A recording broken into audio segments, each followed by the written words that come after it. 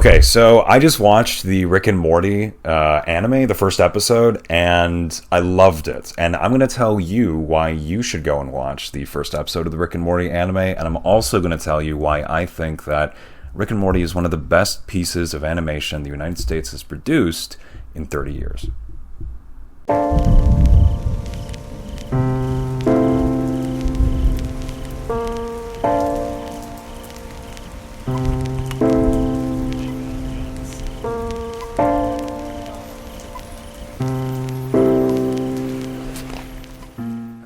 Okay, so for anyone who doesn't know, Rick and Morty is an American adult animated series that premiered on Adult Swim on December 2nd, 2013.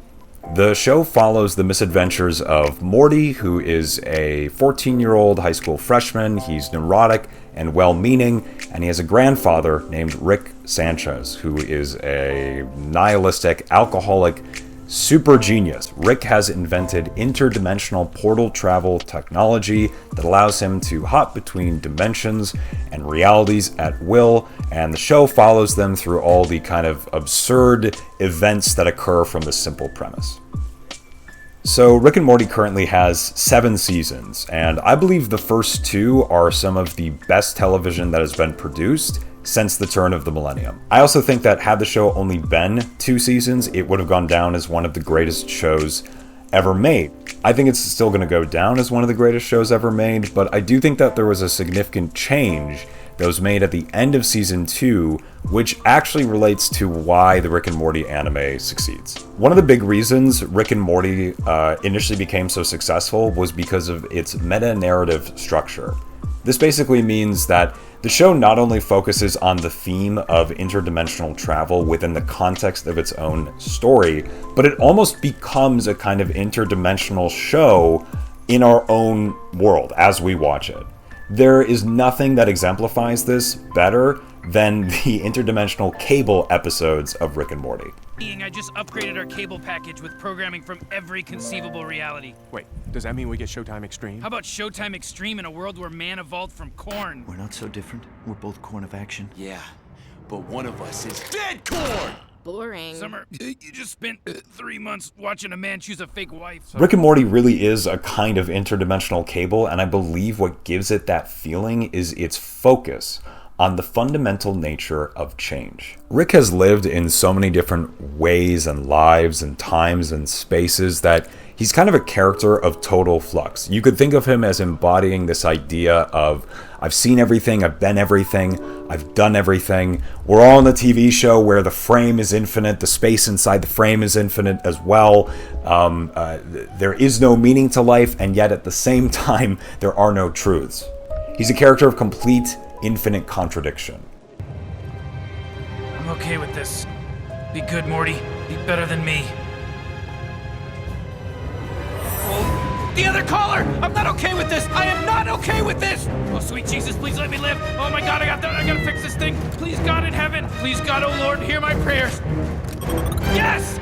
You, God! Not today, bitch! Rick's nature mirrors the nature of the show, and the first 2 seasons really emphasize this. Plot and character development, progression, these are not main drivers. Every episode, we're kind of just zipping from reality to reality. Based on the internal logic of the show, you could say that technically we're seeing a different version of Rick and Morty every episode. In fact, every scene, every shot, every moment could be a new reality. It's common to hear in discussions of Rick and Morty that the main element of the show is nihilism. I think it's actually change. I think nihilism is how Rick responds to living in a world under this great cosmic irony, this paradox of eternal change, something he has experienced again and again and again, no matter where he's been. Fun's fun, but who needs it? I'll be in the garage. This world of eternal change is the world that Rick lives in, and I think it's that idea that makes the first 2 seasons really, really cool. The show is at its strongest when it's emphasizing these ideas. Then they made the Wedding Squanchers. Dad, you have a friend that's getting married. That's a big deal. It's a big deal he has a friend. What do you know about friendship, Jerry? Confirmed. Shipping Jerry. Wait! Oh, God. Jerry! Dad? Where is it taking him? I assume Planet Squanch, 6,000 light years across the galaxy. Oh, that's insane! Yeah, I know. Now we have to go to the wedding. This episode follows Rick and the Smith family as they attend the wedding of Rick's closest friend. It turns out that this wedding is really just an elaborate trap set by the alien federal government who runs the galaxy. They set this trap in order to arrest Rick for all of his crimes that he's committed, and also to seize his portal technology so that they can use it for themselves. This episode marks a fundamental change in the show's structure. The introduction and debatably the centralization of plot and character development / progression in the show as a whole. Then I'll take one of those. I don't need the rest. God, whatever, Rick. Sounds like you and my dad have a long history together. Wish I could say the same. The road your father and I walk together is soaked deeply with the blood of both friends and enemies. The war in which we fought is far from over. We live our lives in hiding. The galactic government considers us terrorists. It's unwise of me to share these details, but I've become inebriated. The guest list at this wedding includes 17 of the Federation's most wanted. We have committed numerous atrocities in the name of freedom.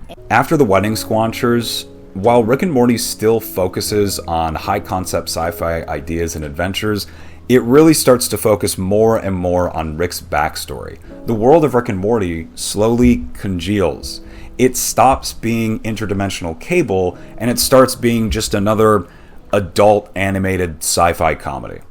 I recently became split on this idea. Actually, I know it's my theory, but I did become split on it, and I mean recently, like a day ago.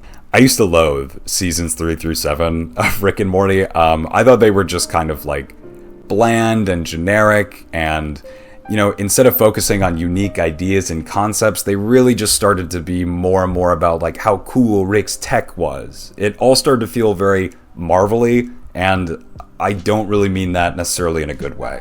I mainly mean that because I think Rick as a character and the show as his mirror is beyond plot and character development. He's a man, if you can call him that, who is outside of time and space, and such a unique character because of it, completely fitting for our time. Welcome to McDonald's. Can I take your order? Yeah, I'd like to get a 10-piece McNugget and a bunch of the Szechuan sauce, like as much as you're allowed to give me. In 1998, they had this promotion for the Disney film Mulan, where they created a new sauce for the McNuggets called Szechuan sauce, and it's delicious. And then they got rid of it, and now it's gone. This is the only place we're going to be able to try it is in my memory. Rick, you're doing this bit while your brain is melting. I think this basically makes him our Homer Simpson or Mickey Mouse, a character who really, truly, in my opinion, fits and represents the time he was made in. This element of the show is also what makes Rick and Morty the perfect show for the end of history, which I sincerely believe we're living in. But that's a story for another time. Like I said, I recently became split on these harsher opinions, and what changed my mind was watching the Rick and Morty anime.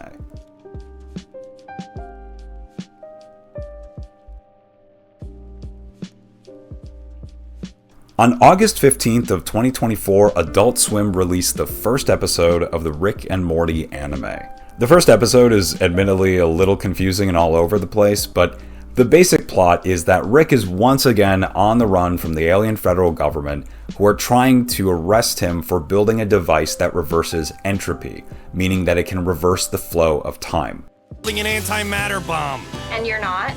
No, all this thing does is decrease entropy, which makes the flow of time go backwards. What? The theory behind it is simple. Though I guess not all that different from a bomb. Both are stupid. I'm going to assume my little fan theory is that a running theme of this anime is going to be trying to reverse time in all realities so that they all wind back to the one original point. That's just a little theory of mine. There's a secondary plot that follows Morty, who is deeply immersed in a virtual reality game that Rick built to keep him busy. While there, he meets a girl named Elle, who is a time traveler and somebody who really likes Morty. He also runs into an alternate Rick who bluntly tells Morty that he is not an NPC. He is a real Rick from a broken dimension, and multiple realities are seeping into Morty's game, causing it to be this confusing tangle of reality and non-reality. This means Morty might be able to die in the game for real, or nothing is real at all. People don't seem to know what to make of the show. None of the original voice cast returned. The plot is kind of a ramen noodle bowl of multiple storylines that start and stop randomly, and the comedy is pretty absent overall. The show has gone from being like an adult animated comedy to almost being an animated psychological sci-fi thriller with traces of black comedy.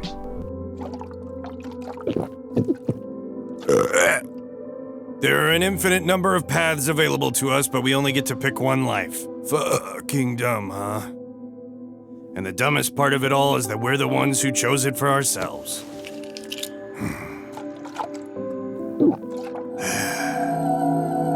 At least in my case, anyway. I loved it. More specifically, I loved the idea of it. If Rick and Morty is a show about the fundamental nature of change and how we deal with it, then this anime illustrates that theme beautifully. It really feels like an episode of Interdimensional Cable. It feels like a show from an alternate reality of the one we already know. As an aside, I would recommend, if you want to get the full effect, that you watch the show in Japanese with English subtitles or subtitles in whatever language you speak. I do feel like I need to clarify that I don't know if this is going to be the most entertaining show. I mean, who knows? I could watch just a few episodes and kind of decide, like, it's not for me. Good idea, but, maybe just not for me. That being said, watching this anime made me reevaluate my originally harsh stances on seasons 3 through 7 of what we can now call the original run of Rick and Morty. Even if they're not exactly my style, the nature of Rick and Morty ironically makes them fit entirely within its themes. I know you can say that about any show, and that you're supposed to take what you think is the good with what you think is the bad, and these two things live alongside each other, but the point I really have to emphasize is that the nature of Rick and Morty is such that that position I just described, it's not one that you just hold as an independent critical viewer, but one that is actually congruent with the internal logic and the thematic structure of the show, which is what I think makes Rick and Morty a marvel of modern television. I don't know where Rick and Morty is going to go from here, but I do have to say that this take on the show has completely revitalized my perspective on it. It's really rare that something that you previously thought was stale can restore itself, but I really believe Rick and Morty has succeeded in doing this. The funny thing is that in accordance with the theme of the show, this is just one in a long line of infinite changes. And I find that comforting.